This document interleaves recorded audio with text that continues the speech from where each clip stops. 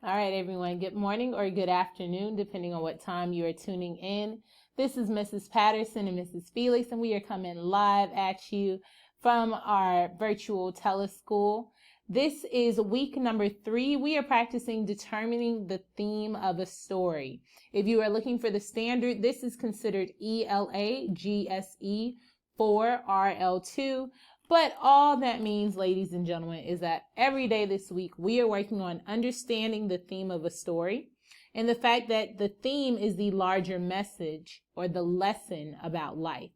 We're also going to try to determine the theme of a story by interpreting details from the text. So every single day, we are working on identifying the themes of more difficult texts that require us to take a deeper look in order to understand the concept of this theme.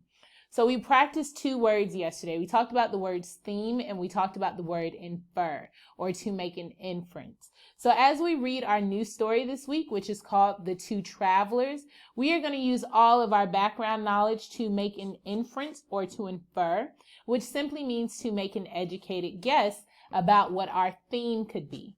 Theme is a synonym for the word moral or life lesson. So everything we are doing is helping us to understand our characters and to figure out what life lesson the author wanted us to learn from the story that they wrote. So today we're going to read a fable. That is one genre that we learned about. So we know that this is going to be fiction. It's going to be fake. But let's dive a little bit more into fable. So we're going to be reading a fable. This one is called The Two Travelers, and as you see from the top, it says it was adapted from a fable by Aesop. If you know a little bit about Aesop, he was a popular storyteller from ancient Greece. He told entertaining stories that were called fables that were meant to teach lessons about living a moral or a good life. Aesop has many fables that you all might have heard of before. Have you guys ever heard of the tortoise and the hare? That story was originally told by Aesop. So you guys are already aware of who he is. And this is just going to be another story, another fable by him.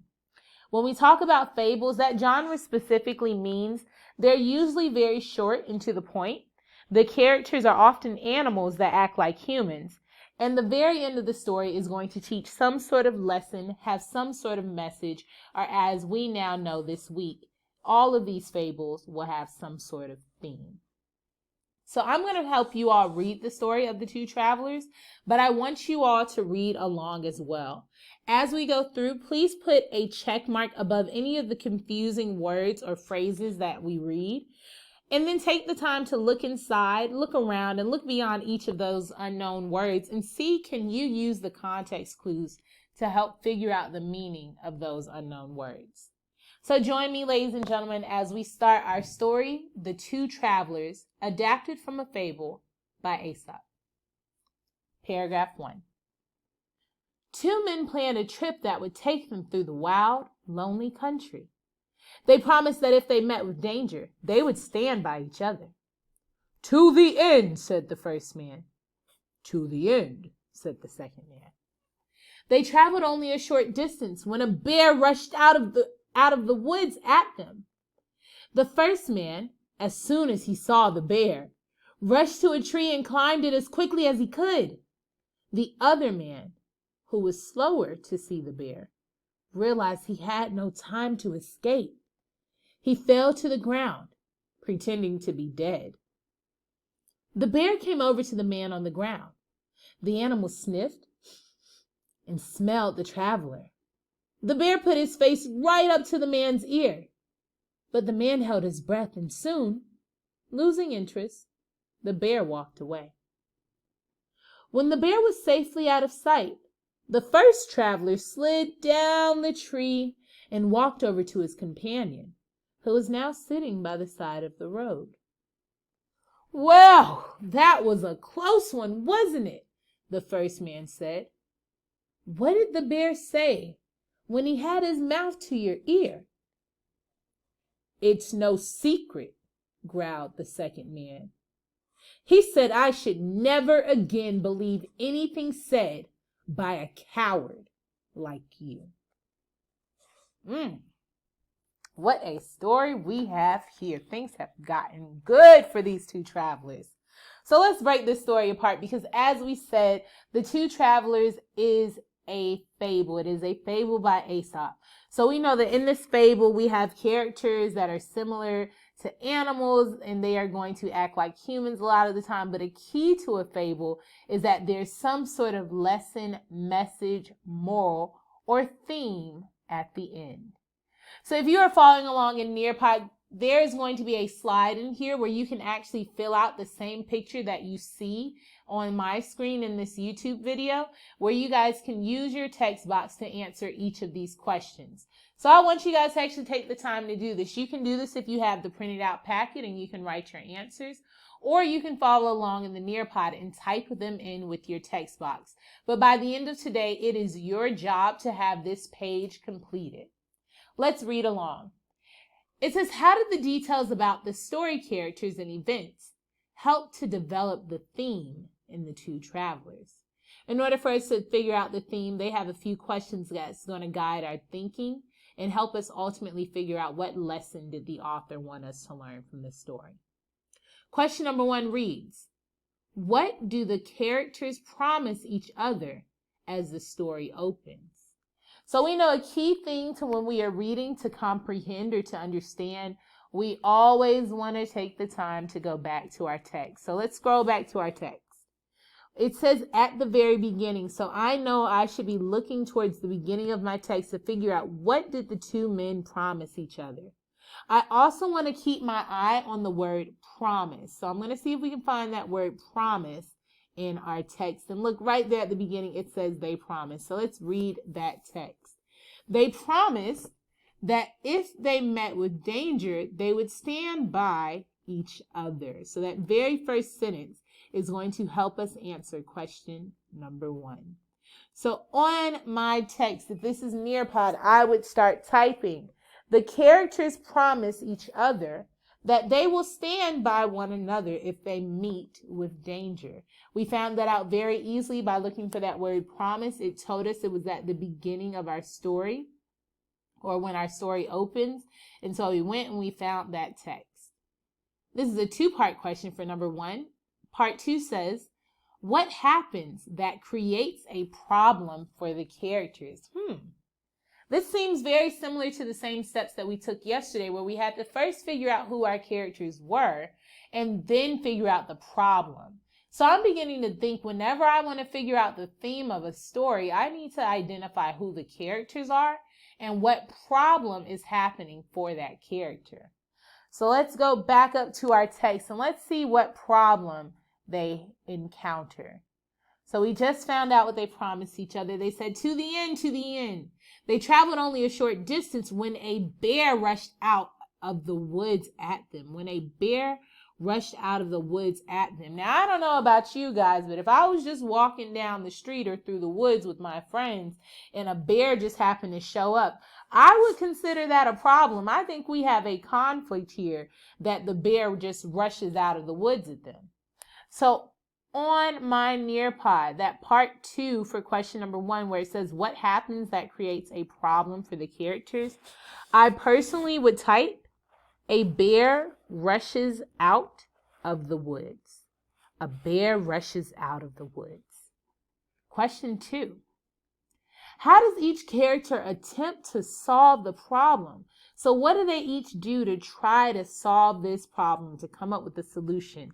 Because remember, whenever we are trying to figure out the theme, we have to know who our character is. What problem do they encounter? And how do they solve that problem? Because the way in which they solve the problem is going to help us infer or make an educated guess about what our theme could be. So it wants to know, what did the first man do? And as each time we've tried to answer these questions, we always have to go back up to our text. It wants to know what the first man did. So let's see what happens when the bear rushes out. The first man, already seeing some clues here. The first man, as soon as he saw the bear, rushed to a tree and climbed as quickly as he could. So I already know what I'm putting for my first answer for number 2, where it says the first man. I'm going to type, he climbs up a tree. He rushes up the tree, really. Let's see what the second man did. Let's go back up to our text. The other man. So he's not the first man, he's the other man, which means that he's our second guy. The other man, who was slower to see the bear, realized he had no time to escape. So let's see what he did when he couldn't escape. He fell to the ground pretending to be dead. Oh man, he played dead, y'all. That was his solution. So where it says number 2, or what the second man did, I would write, he falls to the ground and pretends to be dead. So we are going question by question, utilizing all of these questions to guide our thinking, to ultimately figure out what is the lesson that we learn from these characters. What is the theme of this story? Question number 3, it says, at the end of the story, what does the second man learn about the first man's promise? Ooh, so we got to put all this together. We know that what we put for number 1 is that they promise each other that they will stand by one another if they meet with danger at any point. And so then a bear rushes out. That bear is the danger. So if we look at how they each solve this problem, the first man climbs up a tree. Well, that doesn't sound like standing by each other if they meet danger, because if he stood by me, he would have said, hey, yo, there's a bear coming. We should do something together. We can either both play dead. We can both climb this tree. We can both try to fight it. But that's how you would have shown me that you stood by me. But what we see by this character's actions, that first man immediately runs away, doesn't give any warning to the second man, and now his promise really means nothing because he didn't follow through.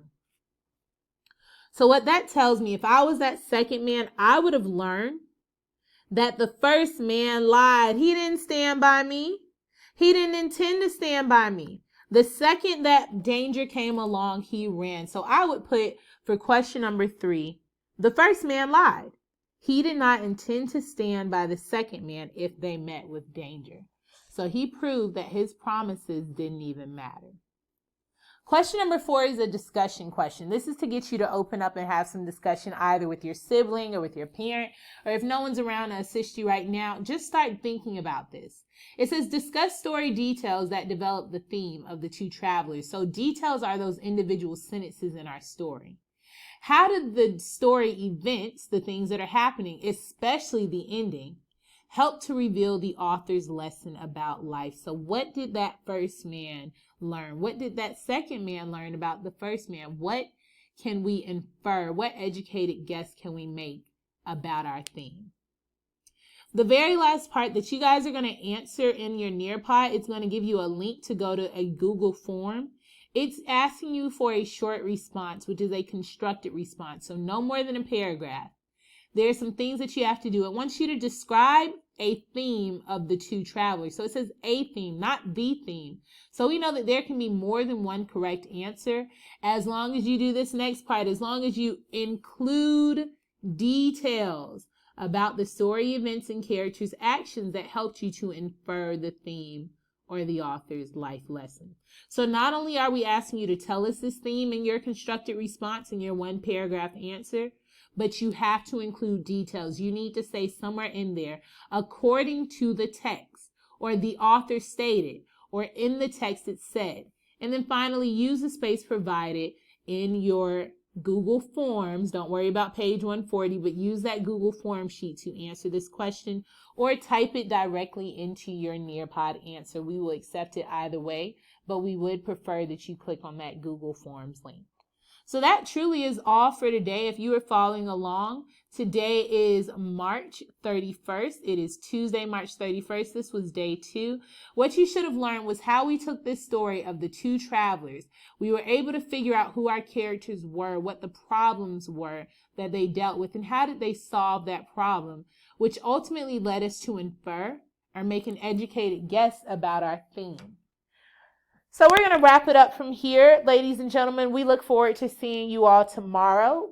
Feel free to join our YouTube video. You can message us either on Class Dojo or hit us up on Microsoft Teams. We will be there either way, but all this week we are learning how to read these difficult texts and use what we know to infer what our theme could be. Great job, guys. Hang in there. Don't give up, and I look forward to seeing you tomorrow. Have a great one.